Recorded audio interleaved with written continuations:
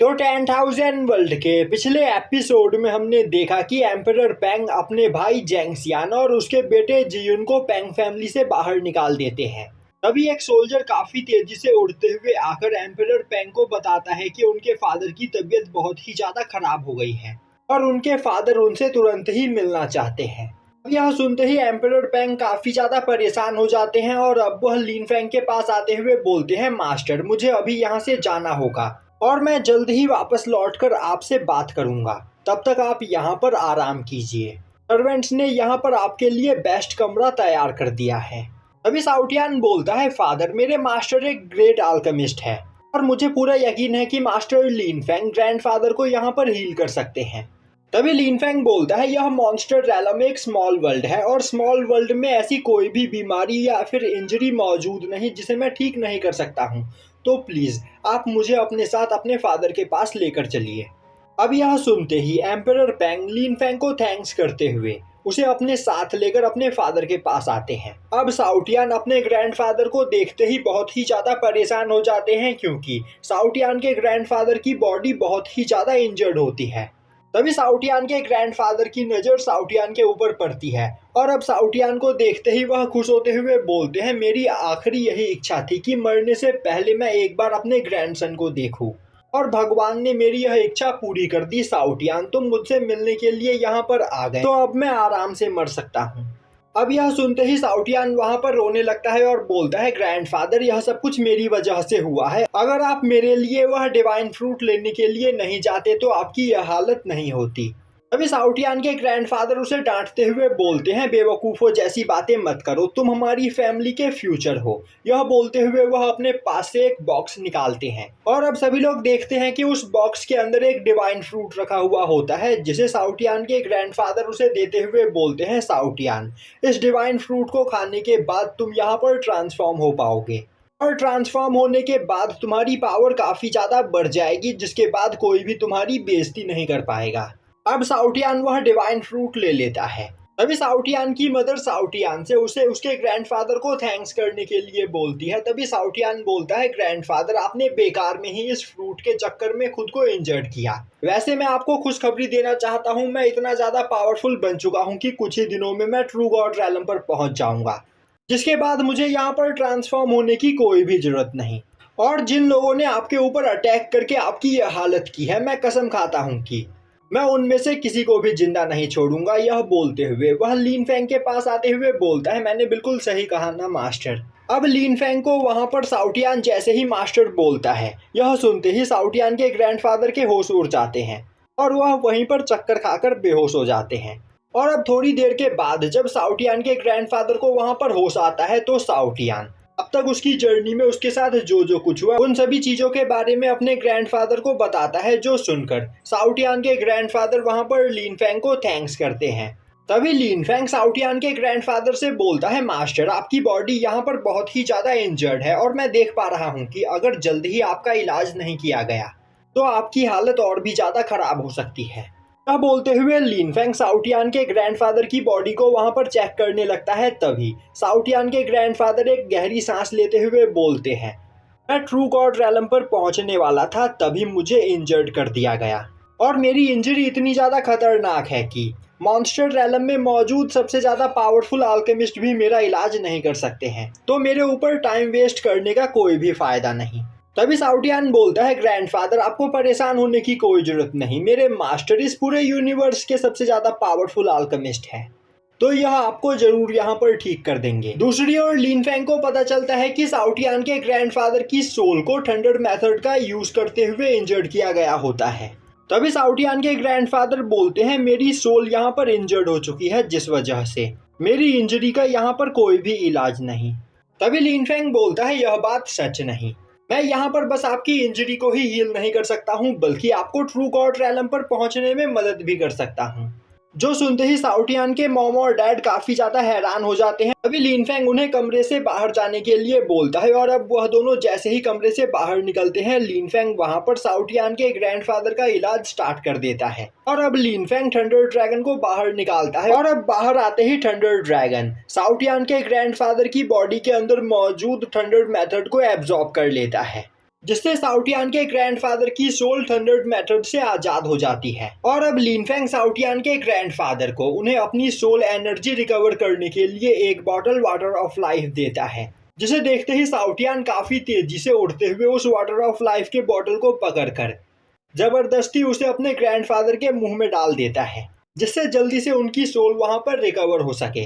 और अब water of life के पावर की वजह से साउटियान के ग्रैंडफादर की सोल बॉडी वहां पर पूरी तरीके से रिकवर हो जाती है, जो देखते ही साउटियान के ग्रैंडफादर लिनफेंग को थैंक्स करने लगते हैं। और अब वह लिनफेंग से बोलते हैं, master Linfeng, water of life बहुत ही ज़्यादा कीमती मटेरियल होता है, तो आखिर आपने इतनी ज़्यादा कीमती मटेरियल को मेरे जैसे ओल्ड मैन के ऊपर वेस्ट क्यों किया? अगर आप उस वाटर ऑफ लाइफ को रिफाइन करते तो आप और भी ज़्यादा पावरफुल बन सकते थे। तभी साउटियान बोलता है, ग्रैंडफादर, आपको इस बारे में सोचकर परेशान होने की कोई ज़रूरत नहीं, मेरे मास्टर के पास और भी कई सारे वाटर ऑफ लाइफ के बोटल्स मौजूद हैं। अब साउटियान लिनफेंग के पास आते हुए बोलता है, मास्टर, पर अब तक मेरे ग्रैंडफादर यहाँ पर ट्रू गॉड रैलम पर नहीं पहुँचे हैं। तभी लिनफेंग बोलता है, तुम्हें परेशान होने की कोई जरूरत नहीं। और अब लिनफेंग ग्रैंडफादर से पैंग फैमिली के फॉरबिडन एरिया के बारे में पूछता है। यह सुनते ही ग्रैंडफादर लिनफेंग को उस फॉरबिडन एरिया में मौजूद सभी ट्रेजर्स के बारे में बताते हैं। साथ ही साथ वह बोलते हैं कि उनके पैंग फैमिली के फॉरबिडन एरिया को उनके एंसेस्टर गॉड ने बनाया था, जिस वजह से उन सभी ट्रेजर्स को ढूंढ पाना बहुत ही ज़्यादा मुश्किल है। यह सुनते ही लिनफेंग बोलता है, कोई बात नहीं, आप बस फॉरबिडन एरिया का दरवाजा खोलिए, उन सभी ट्रेजर्स को ढूंढने की जिम्मेदारी मेरी। अब साउटियान के ग्रैंडफादर एम्परर पैंग के साथ लिनफेंग को एक जगह पर लेकर आते हैं और अब वह अपने पैंग फैमिली के फॉरबिडन एरिया का दरवाजा खोलते हुए लिनफेंग को बताते हैं कि हमारे पैंग फैमिली में फॉरबिडन एरिया के यह 4 दरवाजे हैं और हर एक दरवाजा एक स्मॉल वर्ल्ड से कनेक्टेड है और किसी को नहीं पता कि किस वर्ल्ड में हमें कौन सा ट्रेजर किस जगह पर मिलेगा, इसीलिए उन ट्रेजर्स को आज तक कोई भी नहीं ढूंढ पाया है। तभी लिनफेंग गॉड्स के ग्रेवयार्ड में बैठे ईगल गॉड से बोलता है, जाओ और मेरे लिए वह ट्रेजर्स लेकर आओ। यह सुनते ही ईगल गॉड काफी तेजी से गॉड्स के ग्रेवयार्ड से बाहर निकलते हुए एक फॉरबिडन एरिया के गेट के अंदर जाता है और वहां से 1 सेकंड के अंदर ही एक बॉक्स लेकर वापस आता है, जिसके अंदर ब्लड लाइन स्पिरिट होती है। और अब ईगल गॉड लिनफेंग को बताता है कि इस ब्लड लाइन स्पिरिट को अगर उसका कोई डिसेंडेंट रिफाइन करेगा तो उसकी पावर काफी ज्यादा बढ़ जाएगी, साथ ही साथ इससे उसे ट्रू मीनिंग ऑफ गॉड को समझने में आसानी होगी। जो सुनते ही लिनफेंग वह ब्लड लाइन स्पिरिट साउटियान के ग्रैंडफादर को दे देता है और बोलता है, मास्टर, मैं चाहता हूं कि आप इसे रिफाइन करें, इसे रिफाइन करने के बाद आप ट्रू गॉड रैलम पर पहुंच जाएंगे। यह सुनते ही साउटियान के ग्रैंडफादर वहां पर बैठकर उस ब्लड लाइन स्पिरिट को रिफाइन करने लगते हैं। तभी ईगल गॉड दोबारा से 2 फॉरबिडन एरिया के गेट के अंदर जाते हैं और वह वहां से 1 मिनट के अंदर ही लेजेंडरी टियानपेंग सील और टियानपेंग पॉट को निकालकर बाहर लाते हैं, जिन्हें देखते ही साउटियान के फादर के होश उड़ जाते हैं और अब वह बोलने लगते हैं,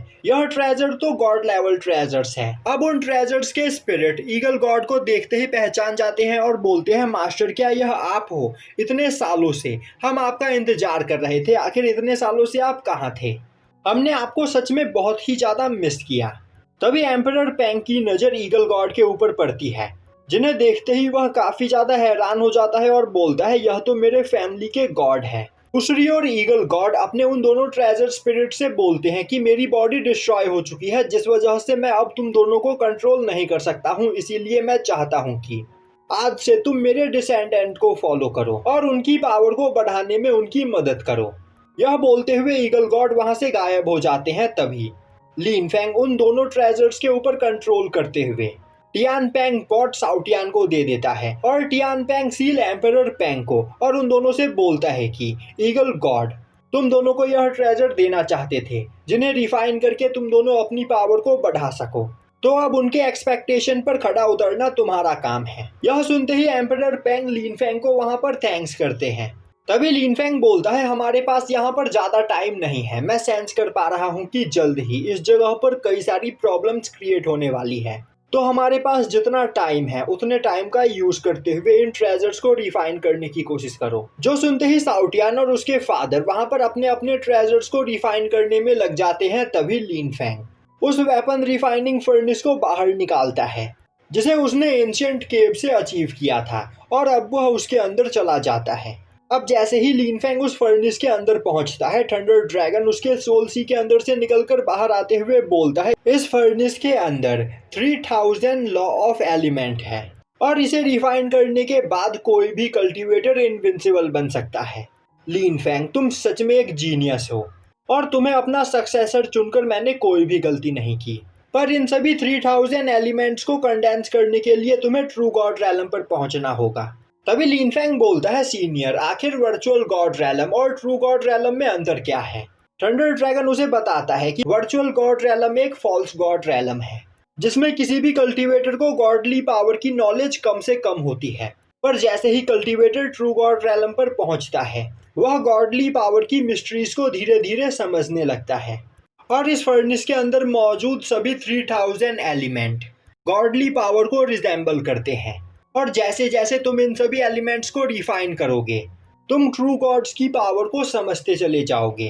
अब यह सुनते ही लिनफेंग वहां पर बैठकर कल्टीवेशन करते हुए बोलता है, तो आखिर एक ट्रू गॉड होता क्या है? थंडर ड्रैगन बोलता है, 9 प्रिंसिपल ऑफ ग्रेट टाओ को कंडेंस करो और जितने भी टाओ सीड्स हैं उन्हें आपस में मर्ज करते चले जाओ। तुम्हें अपने आप ही पता चल जाएगा कि एक रियल गॉड होता क्या है, एक रियल गॉड की पावर कितनी ज्यादा खतरनाक होती है। तुम्हें सब कुछ समझ में आ जाएगा। अब सीन शिफ्ट होता है और हमें ज़ेंक्सियान को एक जगह पर दिखाया जाता है जो कि एक पावरफुल फैमिली के पास मदद मांगने के लिए आया हुआ होता है। तभी वहां पर एक पोर्टल खुलता है और अब उस पोर्टल के अंदर से निकलकर एक ओल्ड मैन बाहर आता है, जिसे देखते ही ज़ेंक्सियान उसके सामने नील डाउन करता है। अब वह ओल्ड मैन अपनी जगह पर बैठते हुए बोलता है, पेंगजीसियान, आखिर इस बार तुम हमारे पास क्यों आए हो? ज़ेंक्सियान बोलता है, ओल्ड मास्टर, मैं यहाँ पर आपसे मदद मांगने के लिए आया हूँ। तभी वहां पर बगल में खड़ा एक पर्सन बोलता है, तुम सच में बहुत बड़े हिपोक्रेट हो। तुम पिछले कई सालों से अपनी फैमिली के खिलाफ बगावत करने की कोशिश कर रहे हो, पर अब तक तुम यहाँ पर कामयाब नहीं हुए। और पिछली बार तुमने हमसे कहा था कि अगर हम तुम्हारे फादर की कल्टीवेशन को डिस्ट्रॉय कर दे तो हमारी फैमिली पेंग फैमिली को हराकर काफी आसानी से पूरे मॉन्स्टर रैलम के ऊपर कब्जा कर लेगी। पर तुम्हारा वह प्लान भी फेल हो गया। साथ ही साथ उस वजह से हमारी रेपुटेशन भी काफी ज्यादा खराब हुई। तो आखिर इस बार हम तुम्हारी मदद क्यों करें? यह सुनते ही ज़ेंक्सियान ओल्ड मैन के सामने नील डाउन करते हुए बोलता है, मास्टर, अगर आप इस बार मेरी मदद करते हो तो मैं पेंग फैमिली के ऊपर कब्जा करने के बाद आपकी फैमिली को सपोर्ट करूंगा, जिससे आपकी फैमिली मॉन्स्टर वर्ल्ड की नई रूलर फैमिली बन सकती है। तभी वह ओल्ड मैन बोलता है, ज़ेंक्सियान, आखिर तुम्हें ऐसा क्यों लगता है कि तुम बिना किसी प्रॉब्लम के पूरे पेंग फैमिली के ऊपर कब्जा कर सकते हो? ज़ेंक्सियान बोलता है, ओल्ड मास्टर, मेरे पास ज़्यादा फॉलोअर्स तो नहीं, पर जितने भी फॉलोअर्स मेरे पास मौजूद है वह बहुत ही ज़्यादा पावरफुल है और उनकी मदद से मैं पेंग फैमिली को कंट्रोल कर सकता हूँ। तभी बगल में खड़ा हुआ पर्सन बोलता है, पहले तुम मुझे यह बताओ कि आखिर तुम्हारे पेंग फैमिली में आजकल चल क्या रहा है? ज़ेंक्सियान बोलता है, मेरे फादर की कल्टीवेशन डिस्ट्रॉय हो चुकी है और मेरे फादर के बाद मेरा बड़ा भाई ही वर्चुअल गॉड रैलम के 9th लेवल पर है, जो हमारी फैमिली को आप सभी लोगों से प्रोटेक्ट कर सकता है। और मैं अपने सपोर्टर्स की मदद से अपने बड़े भाई को काफी आसानी से संभाल सकता हूँ। पर यहाँ पर एक और प्रॉब्लम क्रिएट हो गई है। मेरा नेफ्यू वापस लौट आया है, साथ ही साथ वह अपने साथ एक इंसान को भी लेकर आया है जिसकी पावर ट्रू गॉड रैलम के बराबर है। पर जब मैंने यहाँ पर उस इंसान को इन्वेस्टिगेट किया तो मुझे पता चला कि उस इंसान की real cultivation true God realm की नहीं है, बल्कि उसकी कल्टीवेशन अभी बहुत ही ज्यादा कम है। असल में कुछ दिनों पहले वह हमारे वर्ल्ड के एक फॉरबिडन एरिया में गया था, जिस जगह पर उसे कई सारे एंशिएंट ट्रेजर्स मिले और उन्हीं ट्रेजर्स की मदद से उसकी पावर ट्रू गॉड रैलम के बराबर हो चुकी है। पर ओल्ड एम्परर के सामने वह इंसान कुछ भी नहीं, और अगर ओल्ड एम्परर चाहे तो वह उस इंसान को मसल कर रख देंगे, क्योंकि यह ट्रू गॉड रैलम के फर्स्ट लेवल पर पहुंच चुके हैं। यह सुनते ही ओल्ड एम्परर बोलता है, मुझे सब कुछ डिटेल में बताओ। यह सुनते ही ज़ेंक्सियान बोलता है, कुछ दिनों पहले जब वह इंसान हमारे वर्ल्ड के फॉरबिडन एरिया में गया था तो उसे वहां पर कई सारे स्पिरिचुअल पपेट्स मिले जिनकी पावर वर्चुअल गॉड रैलम की थी, और उन्हीं पपेट्स को रिफाइन करने की वजह से उसकी पावर ट्रू गॉड रैलम के बराबर पहुंच चुकी है। पर उसकी कल्टीवेशन अभी बहुत ही ज्यादा कम है। और स्पिरिचुअल पपेट्स के अलावा भी उस इंसान को उस फॉरबिडन एरिया में कई सारे कीमती ट्रेजर्स मिले, और उन्हीं ट्रेजर्स के दम पर वह इंसान इतना ज्यादा उछल रहा है। तो अगर आप उस इंसान को मार देते हो तो उसके पास मौजूद सभी ट्रेजर्स आप ले सकते हो। अब यह सुनते ही ओल्ड एम्परर वहां पर खड़े अपने बेटे से बोलता है, जिजिन, मैं चाहता हूं कि तुम जाकर उस इंसान से मिलो और उसे मारकर उसके पास मौजूद सभी ट्रेजर्स उससे छीन लो और उसके पास जो वह स्पिरिचुअल पपेट्स हैं उन्हें रिफाइन करके तुम भी ट्रू गॉड रैलम पर पहुंच सकते हो।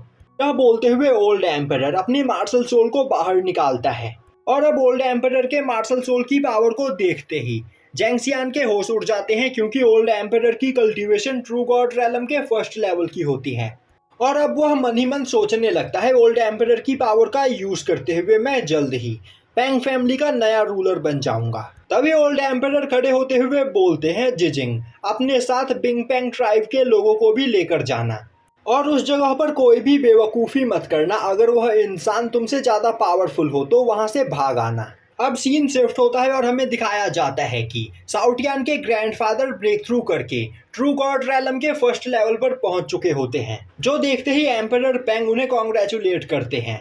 तभी साउटियान खुश होते हुए बोलता है, ग्रैंडफादर, एक बार मुझे देखिए, मैं भी यहाँ पर सैटरवॉइड रैलम के थर्ड लेवल पर पहुंच चुका हूँ। जो देखते ही साउटियान के ग्रैंडफादर वहाँ पर उसकी तारीफ करते हैं। तभी एम्परर पेंग के पास एक मैसेज आता है और अब एम्परर पेंग परेशान होते हुए अपने फादर को बताते हैं कि जैंक्सियान गोल्डन पेंग और आइस पेंग के कल्टीवेटर्स के साथ उनकी फैमिली में आया है। तभी लिनफेंग बोलता है, इसमें आखिर परेशान होने वाली क्या बात है, हमें चलकर उनसे मिलना चाहिए। तभी साउटियान के ग्रैंडफादर की नज़र लिनफेंग के ऊपर पड़ती है और अब वह देखते हैं कि वहाँ पर लिनफेंग की पावर पहले के मुकाबले काफ़ी ज़्यादा बढ़ चुकी होती है। अब सीन शिफ्ट होता है और हमें दिखाया जाता है कि पेंग फैमिली के हॉल में आइस पेंग और गोल्डन पेंग फैमिली के कल्टीवेटर्स बैठे हुए होते हैं। वहीं पर साउटियान की मदर उन्हें होस्ट कर रही होती है। तभी आइस पेंग फैमिली का मास्टर बोलता है, आज से 6 साल पहले मेरी बेटी बिंग बिंग की शादी आपके बेटे साउटियान के साथ तय हुई थी, पर शादी वाले दिन ही साउटियान यहाँ से भाग गया, जिस वजह से मेरे आइस पेंग फैमिली की बहुत ही ज़्यादा बेइज्जती हुई। तो आज हम यहाँ पर उसका हिसाब किताब करने के लिए आए हैं। तभी साउटियान की मदर बोलती है, साउटियान अब वापस लौट आया है और पहले के मुकाबले उसकी पावर भी काफ़ी ज़्यादा बढ़ गई है, तो फिर वह साउटियान और बिंग बिंग के शादी की बात को आगे बढ़ा सकते हैं। तभी बिंग बिंग का फादर हंसते हुए बोलता है, बिंग बिंग मेरी फैमिली की सबसे ज़्यादा टैलेंटेड पर्सन है, जबकि साउटियान एक ट्रैश है। और तो और मैंने यह भी सुना है कि इन 6 सालों में भी मैंने यह भी सुना है कि वह इतने सालों के बाद भी ट्रांसफॉर्म नहीं हो पाया है, तो आखिर मैं एक लूजर के साथ अपनी बेटी की शादी क्यों करूंगा। यह सुनते ही साउटियान की मदर को काफी ज्यादा गुस्सा आता है और अब वह वहां पर कुछ बोलने ही वाली होती है कि तभी उस जगह पर एक पोर्टल खुलता है और अब उस पोर्टल के रास्ते एम्परर पेंग, लिनफेंग और साउटियान के साथ बाहर आते हुए बोलते हैं, आखिर ऐसा बोलने की तुम्हारी हिम्मत कैसे हुई। और यहीं पर यह एपिसोड खत्म हो जाता है।